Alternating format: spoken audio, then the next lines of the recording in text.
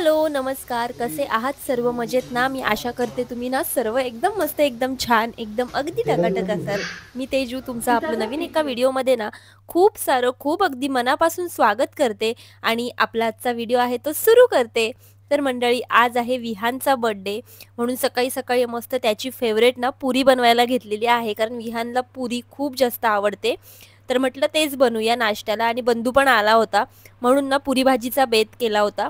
तर सकाळी सकाळी छान असा नाश्ता बनवला आणि आम्ही ना सगळ्यांनी मिळून मस्त असं पुरी भाजीचा नाश्ता केला. ही जी भाजी बनवते ना मी पुरीमध्ये, त्याची रेसिपी मी नक्की एक दिवस ना शेअर करेन. आज ना भरपूर काही दुसऱ्या गोष्टी शेअर करायच्या होत्या ना, म्हणून मी रेसिपी शेअर नाही केली, कारण माझी थोडीशी पद्धत वेगळी आहे. पण आज ना मी ते शेअर करू शकले नाही, कारण आज माझ्या बबडूचा बर्थडे आहे, आज त्याचा दिवस आहे. मग बाकीच्या गोष्टी सगळ्या आहेत ते दाखवायच्या आहेत. मग म्हटलं व्हिडिओ मोठा होऊन जाईल, मग मी ते काही तुम्हाला दाखवत बसले नाही. तर मस्त असं नाश्ता वगैरे करून झाल्यानंतर आहे ना बबडूला ओवाळून घेतलं सकाळी सकाळी. आणि त्यानंतर आहे ना आज आम्ही ठरवलं होतं की बबडूला घेऊन स्वामींचं आणि साईबाबांचं दर्शन घ्यायला जाऊया, म्हणजे त्यांचा पण आशीर्वाद कसा बबडूवर राहील. आणि मला असं वाटते ना बर्थडेच्या दिवशी वगैरे इकडे तिकडे फिरायला जाण्यापेक्षा आहे ना असं मंदिरामध्ये वगैरे घेऊन गेलं ना, तर ज्यांचा बर्थडे आहे ना त्यांचं पूर्ण वर्ष जे आहे ते मस्त जातं, आणि आपण ज्या मंदिरात जातोय त्यांचा आशीर्वाद सुद्धा आपल्याला मिळतो. तर मग ह्याच्यापेक्षा जास्त चांगलंच काय, म्हणून मग विचार केला की आज ना मस्त असं साईबाबांचं आणि स्वामींचं दर्शन घेऊया. आणि माझी सुद्धा ना खूप दिवसापासून इच्छा होती की मठात जाऊया. आमच्याकडे मठ आहे जवळच महाराजांचं, तर मग तिकडे कधीपासून जाण्याचा प्लॅन होता, पण आज तो योग आला होता. चला तर मग आमच्यासोबत तुम्ही सुद्धा महाराजांचं दर्शन घ्या. तुम्हाला आमच्या जवळचंच महाराजांचं मठ दाखवते.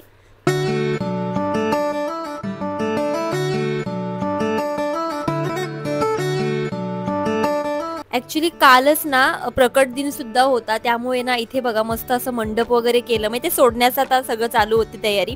पण काल जर मी आले असते ना तर सगळं बघायला मिळालं असतं.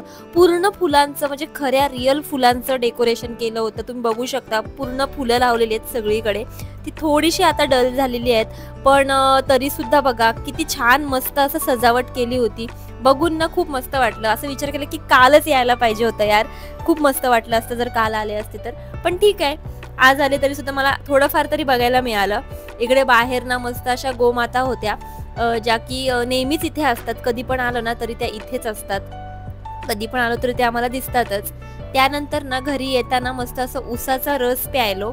बंधूला म्हणाले होते की जरा शूट कर, पण त्याने आहे ना कॅमेरा ऑनच नव्हता केला, आणि नंतर म्हणतो की मी परत रिटेक करतो, आणि ते काही मला जमत नाही, कारण की जे रिअल आहे ते रिअल आहे. म्हणून मग पुन्हा त्यांनी शूट केलं, पण ते ऍक्टिंग करायला काही मला जमलीच नाही. कबड्डीची मशीन आली. काय तू बंधू, तू पण असं करायला लागलीस तर कसं व्हायचं? एवढं इकडे बघ,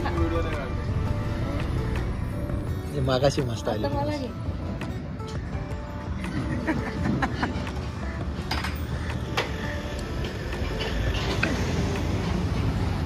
आता हे डुप्लिकेट झालं सगळं. तर तुम्ही आमचा रिटेक बघितलाच कसा होता तो, पण असो कधी ना कधी हे असं होतंच.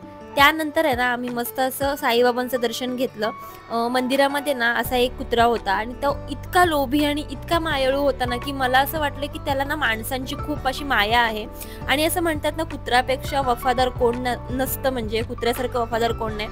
ते मला ह्याच्याकडे बघून असं वाटलं की हा यार किती माया आहे त्याच्यामध्ये. तर असो, तर हे जे मंदिर आहे ना इथे असं म्हणतात की साईबाबांनी एक वस्ती केली होती. इथे एक वस्ती करून ते नंतर शिर्डीला गेले होते, तर त्यामुळे ना इथे त्यांच्या पादुका आहेत. मूर्त नाहीये, फक्त पादुकाच आहेत, आणि त्यांची तिथे पूजा होते. इथे आम्ही जेव्हा पण येतो ना तेव्हा असं वाटतं की खरंच इथे साईबाबांचं वास आहे, म्हणजे एक आपल्याला फील होतं नाही का, तसं खूप छान फील होतं इकडे आल्यानंतर. तर आत्ताच घरी आले बबडूला घेऊन. बबडूला मस्तपैकी स्वामींचं आणि साईबाबांचं दर्शन करून आणलं. त्यांचा पण आशीर्वाद माझ्या बबडूवर राहून दे म्हणून. तर आता बघू, आता जेवून घेतो. जेवण करून गेले होते कारण चिकन बनवलं होतं. म्हटलं आल्यानंतर जेवू, कारण ते दर्शनाला जायचंय, नॉनव्हेज खाऊन नको, म्हणून म्हटलं अगोदर जाऊन येऊया.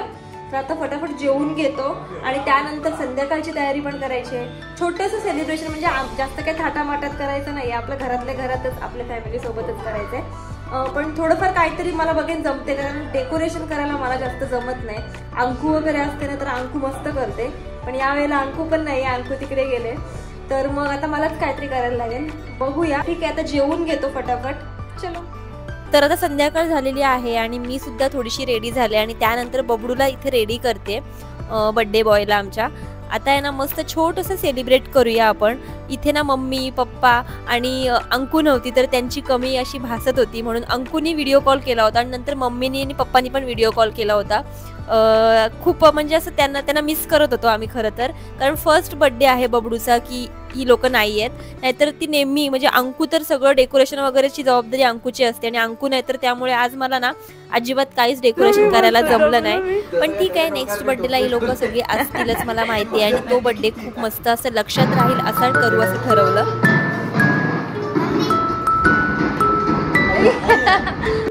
तर बबडूचा आहे ना फर्स्ट बर्थडे आम्ही केलाच नव्हता, कारण की त्यांची म्हणजे माझी आजी सासू आहेत ना, त्या 10 दिवस अगोदर वारल्या होत्या आणि माझं सगळं जे तयारी आहे ना बर्थडेची ती झाली होती. पण असं झालं त्याच्यामुळे काही करता आला नाही, म्हणून त्याचा सेकंड बर्थडे जो दुसरा बर्थडे आहे ना तो एकदम थाटामाटात केला होता. पण तेव्हा कसं मी शूट वगैरे करत नव्हते, व्लॉग वगैरे बनवत नव्हते, त्यामुळे त्या मोमेंट्स तर तुम्हाला मी नाही दाखवू शकत. पण आता जे येणारे सगळे जे चांगले वाईट जे काही क्षण असतील ना ते तुमच्यासोबत मी शेअर करणार आहेच, जसे मी आता करते तसं. आता आम्ही ठरवलं की 5वा बर्थडे बबडूचा मस्त असं थाटामाटात करू, लक्षात राहील असं. म्हणजे कसं आता जी लहान मुलं असतात त्यांना कळत नसतं काय, म्हणजे फर्स्ट बर्थडे पहिला बर्थडे आहे त्यामुळे मस्त असा म्हणजे आपण करतोच, पण दुसरा तिसरा चौथा यामध्ये लहान असतात, एवढा खर्च करून मला असं वाटतं की उपयोग नसतो, म्हणून असं घरातल्या घरात केलेलाच बरा.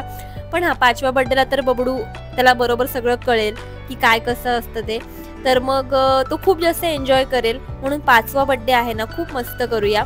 आता हा 4था बर्थडे आपला असाच साधा सोपा आपला केलेला आहे, पण त्यात सुद्धा बबडू इतका खुश झाला होता ना की विचारू नका. खूप जास्त मज्जा केली त्यांनी, खरंच सांगते.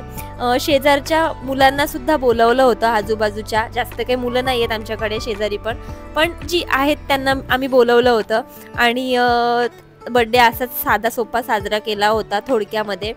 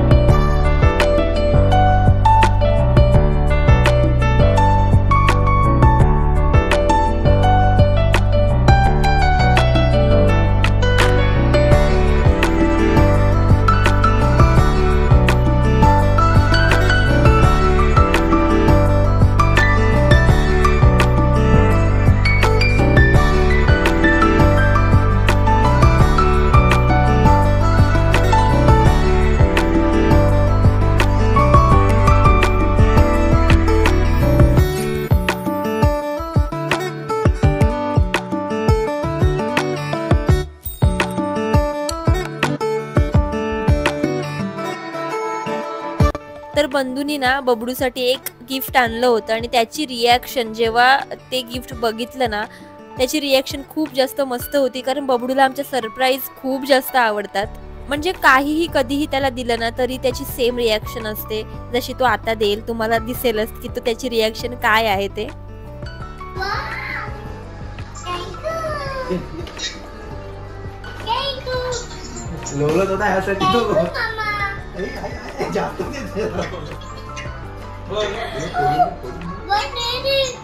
काय आहे कॅप्टर कोणी आणलं?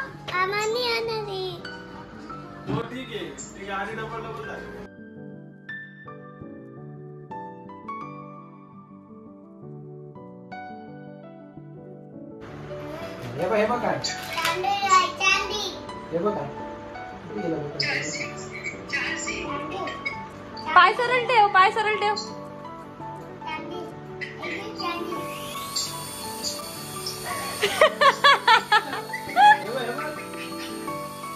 ए वाव, ए वाव.